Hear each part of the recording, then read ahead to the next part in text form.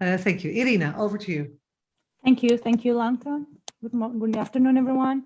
So I'm presenting Eva Gelinsky. She's our next speaker. She's a political coordinator of Initiative for GA-Free Seeds and Breeding, and an independent scientist with the project Seminar, Seed, Politics and Science.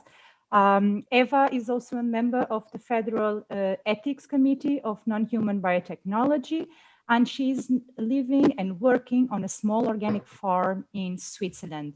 Today, she will present new GA plants, what's on the field, and what is the pipeline. Eva, the stage is yours. Thank you. Thank you very much. I will try to share my screen.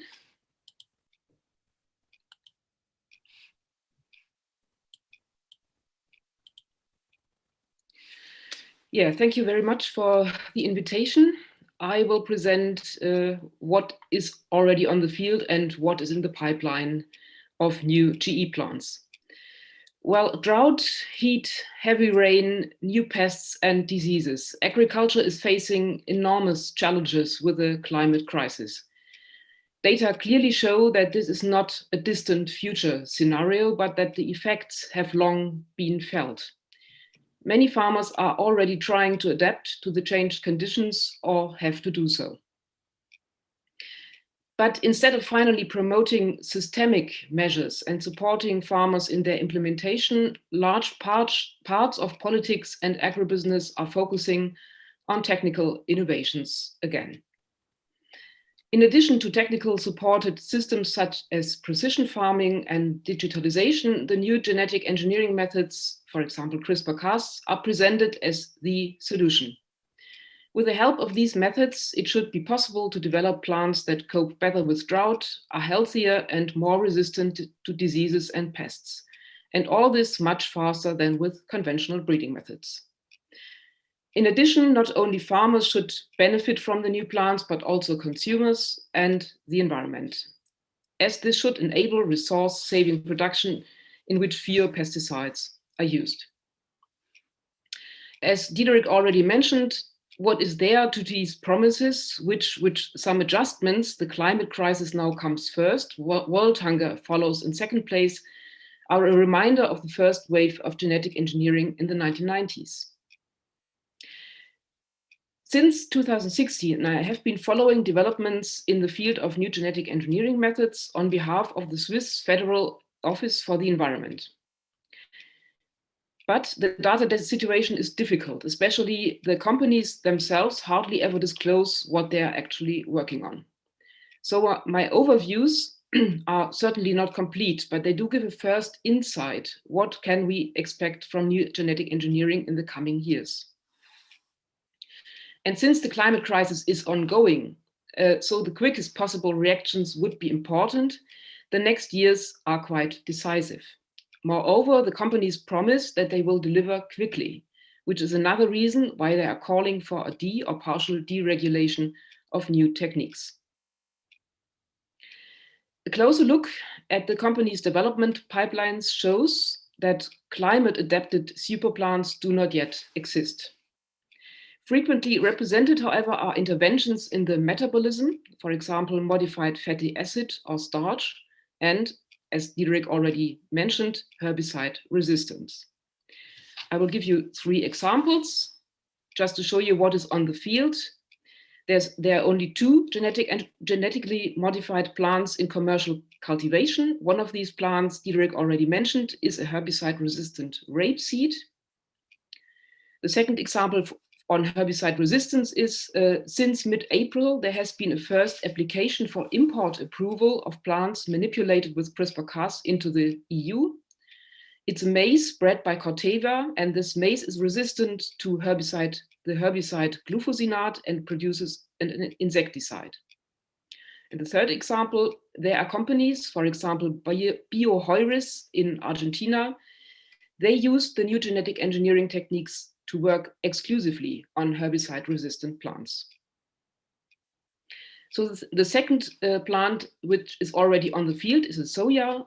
The company behind is Carl Lixt. They used Talon to produce a so-called high oleic soya. It's on the field in the US, and they commercialize the oil in the US as non-GMO high oleic soybean oil, and Calixed sales its entire grain production to ADM.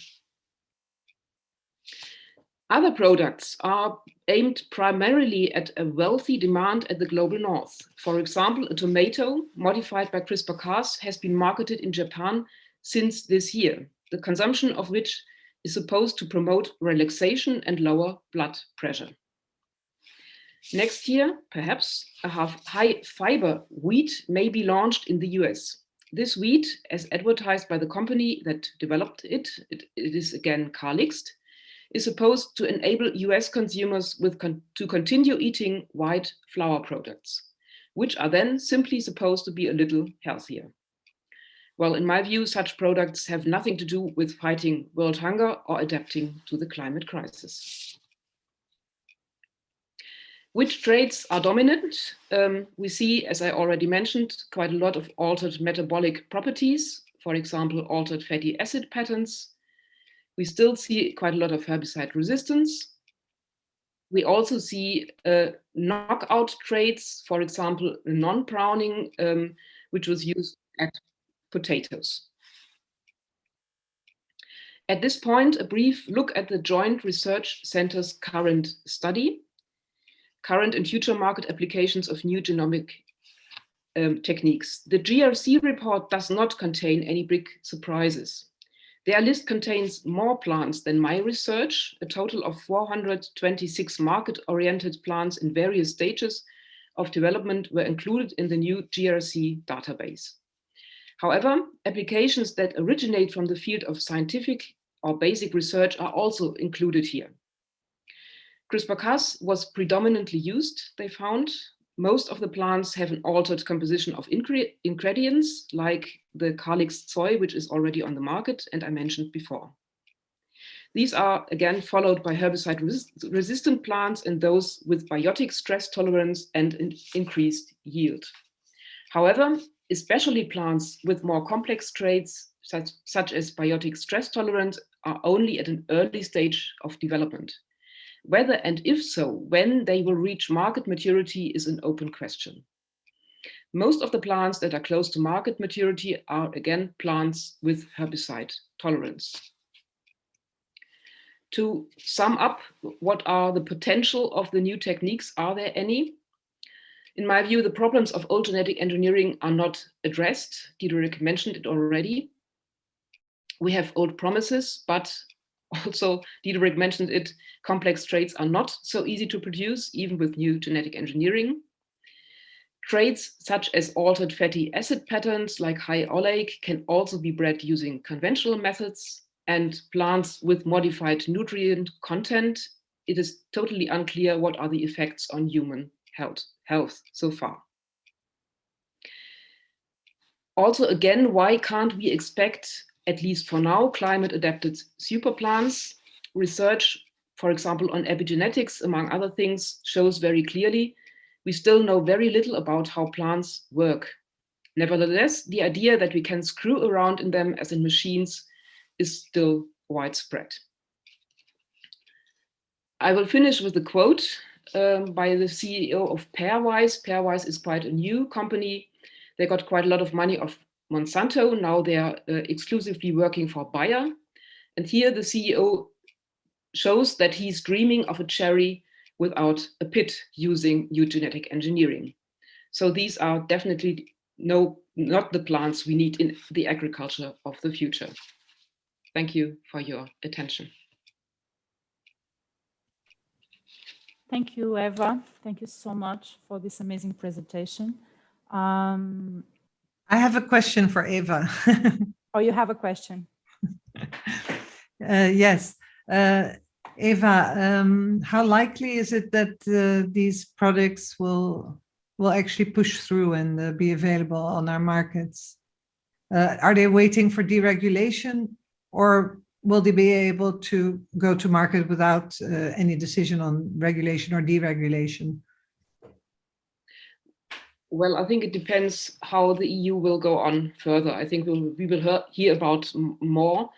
there is not so much in the pipeline already. And I still don't know if the EU needs herbicide-resistant plants or soy with high oleic or something. So I think, but well, the politicians are still claiming that there is a lot of potential of the new GE. So we really need to put forward that there is nothing in the pipeline really. I think that's the thing we must do now. Thank you very much, Eva. A question came in, but it's actually a question for the whole panel. So I'm going to hold the question for later.